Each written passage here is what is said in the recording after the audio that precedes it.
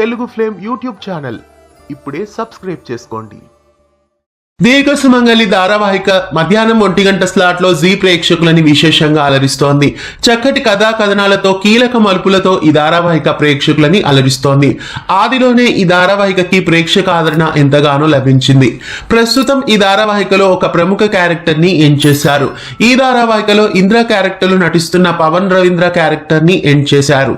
అంటే ఇంద్ర క్యారెక్టర్ ని ఎండ్ చేశారు. ఇంద్ర చనిపోతూ అహల్య బాధ్యతల్ని స్నేహితుడైన గౌతమ్ కి అప్పచెప్తాడు. ఇక నుండి అహల్య బాధ్యత నీదే అని అహల్య చేతిలో గౌతమ్ చేతిని పెట్టి చనిపోతాడు ఇంద్ర. అయితే ఆమె ఆపాటికే ప్రెగ్నెంట్ కావడం వలన ఇప్పుడు కథలో కీలక మలుపు తిరిగింది. చనిపోవాలి అనుకున్న అహల్యని గౌతమ్ కాపాడుతాడు. స్నేహితుడికి ఇచ్చిన మాట ప్రకారం అహల్యకి భర్తగా ఆమె బిడ్డకి తండ్రిగా ఉంటానని మాటిస్తాడు. ఇలా ఇంద్ర క్యారెక్టర్ ని కథలో ఎండ్ చేశారు. మరోవైపు అదితి గౌతమ్ల పెళ్లి ఏర్పాట్లు జరుగుతూ ఉంటాయి. పెళ్లి జరిగే సమయానికి గౌతమ్ అహల్య మెడలో తాళి కట్టి ఇంటికి తీసుకొని వస్తాడు. అయితే ఇప్పుడు కథలో ఎలాంటి ట్విస్టులు ఉండబోతున్నాయి? పెళ్లి చేసుకొని వచ్చిన అహల్య గౌతమ్లని గౌతమ్ ఇంటి వాళ్ళు స్వీకరిస్తారా లేదా ధృవీకరిస్తారా? గౌతమ్ ని పెళ్లి చేసుకుని ఇంటికి వచ్చిన అహల్యని మెట్టినింటి వాళ్ళు ఎలా కష్టపెట్టబోతున్నారు? తన మంచితనంతో అహల్య మెట్టినింటి వాళ్ళ మనసుల్ని ఎలా గెలుచుకోబోతోంది?